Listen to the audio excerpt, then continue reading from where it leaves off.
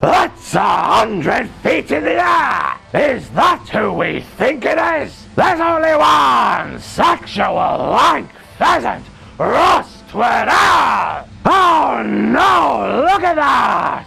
Unbelievable!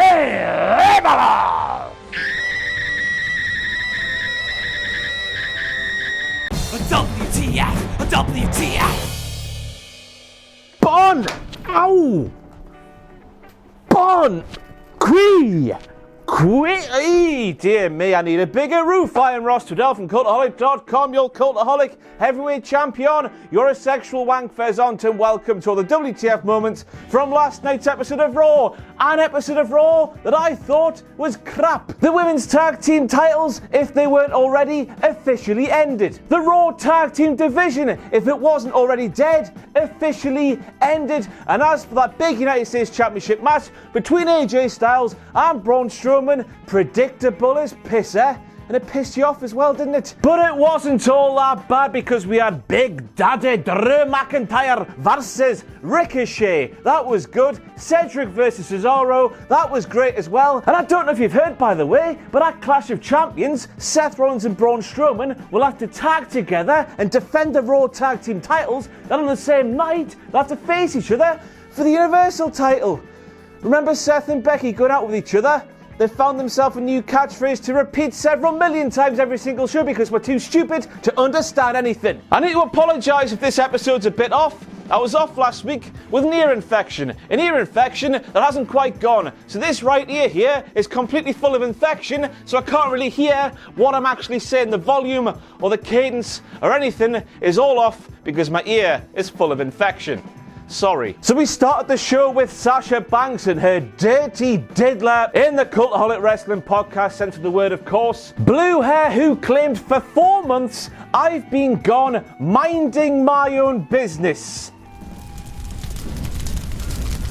Say she bunks, man. Minding your own business would have meant you not taking to social media every single day you were gone from WWE and tweeting something or liking something or wearing something or going somewhere and having a meal with somebody, making everybody who's seen those social media posts thinking, hey, what does this mean? Does this mean she's going to All Elite Wrestling? Does it mean she's going to Stardom? What's going on? What does it all mean? You made this line of work I'm involved in a pissing pain in the arse more than it already is, and that might sound selfish, but it did really do my head in. But then things got very juicy from the mouth of Sasha Banks, so juicy in fact that all I could picture while Sasha Banks was saying the things she was saying was Big E naked from the waist up, lathering up his girthy torso with some butter and jam. Anyway, during that opening promo from Sasha Banks on last night's Raw, we learned that Sasha Banks did indeed throw a fit at WrestleMania, and we learned that Sasha Banks did indeed cry on the floor, the locker room floor, at WrestleMania. So wait there, you're telling me that sometimes the clickbait does tell the truth? I don't know what's real anymore. But then things started to go south for Sasha Banks during that promo on last night's Raw, because she claimed that she was on the locker room floor having that fit, crying her eyes out because she'd been relegated to a tag team match on the WrestleMania card that she didn't care about, defending women's tag team titles that she cared even less about. Bollocks. So you know when a child puts their heart and soul into doing something and then fails to do that thing, and after failing to do that thing, they stand there and say, well, I didn't want to do that thing anyway. I don't even care, honestly. That's Sasha Banks now, apparently. But since she's a heel, the fact that us fans can see right through her bollocks, that was a sentence. It works then, doesn't it? I'm legit working myself up into a shoot. Penny. But also, the final nail into the coffin for those women's tag team championships happened right here. So rest in peace, even though you were already dead. But then Sasha Banks was like, well, yeah, I went missing for 4 months because I went on holiday with my WrestleMania paycheck. But Becky Lynch, she got paid more in her WrestleMania paycheck because she was in the first ever women's main event, and she was perhaps the hottest act in the company at the time. And that's an injustice, that. Now, do you own a dictionary at home? If you do, go to the D page. Steady on now. Find delusion, cross it out, and replace it with Sasha Banks. Because after saying what she said, right there is clear for all to see that Sasha Banks is a box of hair dye short of a full hair dye. "I've been running this division since day one," Sasha Banks then says. Moments after she was telling us about being relegated to a tag team she didn't care about defending tag team titles that she cared less about. And also moments after she was telling us about how she was gone for 4 long months, while the women's division on Monday Night Raw completely fell apart, didn't it? No, it didn't. It was fine. Well, it was okay. I was never quite taken by Lacey Evans, to be honest with you. But as we all know, I'm all about heels lying, but I'm not about heels looking stupid. And at numerous points during the opening promo on last night's Raw, Sasha Banks looked a bit stupid. Now go back to that camera shot there to look at the punches Natalya was throwing to the woman who was not only blarted right in Natalya's face over the past 2 weeks, but was also blarted right into the face of Natalya's really deceased father. And so for the first time in WWE history, we saw an example of somebody saying, "Hey, look at that young and up-and-comer Shane McMahon. He throws a devastating 1-2 combo. I'm going to take that devastating 1-2 combo and make it so much worse." However, man, Natty, I've beat things way harder than that. Things I wasn't even angry at. Eggs, you dirty bastard. So then, an 8-team Tag Team Turmoil match is announced, and finally, we're going to see Montez Ford given the platform to strut his stuff as the Street Profits prove they are much, much more than just a really good Christmas nativity play narrator thing act. But I've got one question right now. How long was I off work? I thought I just missed 3 days last week, but it seems I've missed 3 weeks because Dolph Ziggler and Roode are now an official WWE tag team. You've got a ready-made tag team right in front of you, but you think, no, let's squint and look into the distance. Oh, look there! It's Dolph Ziggler and Roode. They sort of look like Mr. Perfect and Rick Rude. Let's just do that to rekindle the magic of 19... I don't know when they were a tag team. I know they were, but I don't know what year. Let Street Profits wrestle. Mago, mago, mago, mago, mago, mago, mago, mago, mago, mago, mago. Big opportunity tonight for the man who believes he is a superhero. I don't know if that's right anymore. My ear's buggered. Michael Cole, just because Ricochet dressed up as something at the SummerSlam does not mean you have to take it literally. Now, as we know, Trevor, Big Trev, the way he moves around the wrestling ring, comparisons could easily be made to that of a superhero. Subtle comparisons at that. But Michael Cole quite literally sitting there and saying Ricochet, he thinks he is a superhero, to me at least, makes Ricochet look like a right childish dickhead. And then we have Drew McIntyre who claims that should he become King McIntyre, they'll never take our freedom or something. That all the unworthy superstars will be exiled from his kingdom. And after hearing that, there's no pissing wonder Drew McIntyre lost last night. Promising to release superstars just so they can be snapped up by AEW? You must be mental, man, Drew. So 1 second, we have Braun Strowman saying, "Seth, I'm going to challenge you for the Universal title." The very next second, we have Seth saying, "You're on." And then the very next second, we have WWE saying, "Look at this fancy graphic we made and inserted into the show in less than 1 second." Kevin Dunn, quite frankly, has to be a magician. He's not, but he has to be. I'm conflicted. And next up, we have the advert that shows Raw is now sponsored by Svedka Vodka. And I have to make this a WTF moment because this advert right here for Svedka Vodka aired during the first hour of the show. Who said wrestling was for kids? I mean, really irresponsible parents who let their children drink Svedka Vodka probably do, but that's besides the point in it. But speaking about Svedka Vodka, easy for me to say, they tell you right there to bring your own spirit, and given the choice between vodka and another spirit, I'm always going to bring whiskey. So Jack Daniel's Tennessee Honey thing, that's better than that. I'm going to bring that. What she say? Say, shut up, Renee.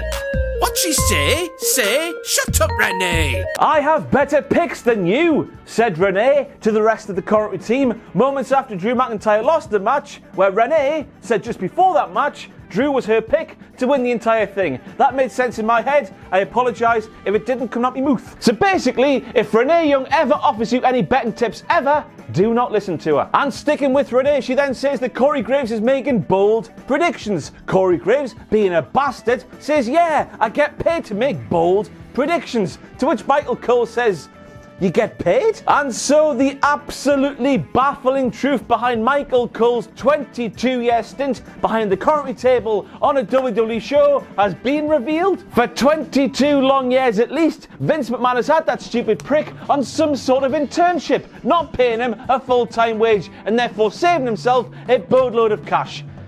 You're an evil genius, Vince. And next up we have the rather confusing moment where Corey Graves called Renee Young a gold digger. But as we all know, there's no chance in hell Renee can be a gold digger because her husband, Jon Moxley, he left the big fat contracts of WWE in the pursuit of art and creative freedom. No, Tony Khan's not paying him more. Don't say that. So next up we have Braun Strowman, who claims the Clash of Champions card will see him defend the Raw Tag Team Championships with Seth Rollins, and then he'll beat Seth Rollins for the Universal title, and then he'll defend the United States Championship, which, you know, he might have won at this stage in the show on last night's Raw in the main event of the night or something. Does Braun Strowman think Seth Rollins is AJ Styles when AJ Styles was WWE Champion when that title belt was absolutely allergic to a main event spot on any pay-per-view card? Could you imagine a United States Championship match main event in any pay-per-view in 2019, man, Braun, you silly goose? This could very well be a dream team. I'm into it, said Renee Young about the tag team tandem of Dolph Ziggler and Robert Roode. Now there can only be one explanation for this, surely.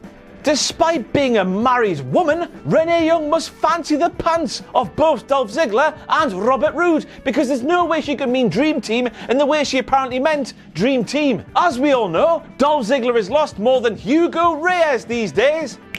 That might not have worked. I don't watch Lost. I went on Wikipedia and recognised the big fella with the long hair. While Robert Roode, he's rarely even used on Raw these days, which means in the kayfabe sense at least, he must be absolutely pissing awful. Ziggler pins somebody. Run. The end is nigh, the end is nigh, time to run away, the end is nigh, nigh. Ziggler pinned another person. Run harder. Time to run away, the end is nigh, nigh. What'd she say? Say? Nah, seriously, what the hell did she say? So next up we have the moment where Otis was set up to do his caterpillar, and Renee Young said the following, and I quote, "Come on, make Mama's dreams come true." Forget about Renee fancying Roode and Ziggler. Forget about Renee fancying Jon Moxley. Renee is gagging for Otis's caterpillar. That is bottom barrel and very low brow. Damn it! We can't have wrestling during commercial breaks. Real sports, they don't have wrestling during commercial breaks. So why do we do the thing we do during commercial breaks? Never. So with that in mind, real sports also don't have their injured stars do the thing they do for a living. So why was Natalya wrestling when one arm was hanging off her body?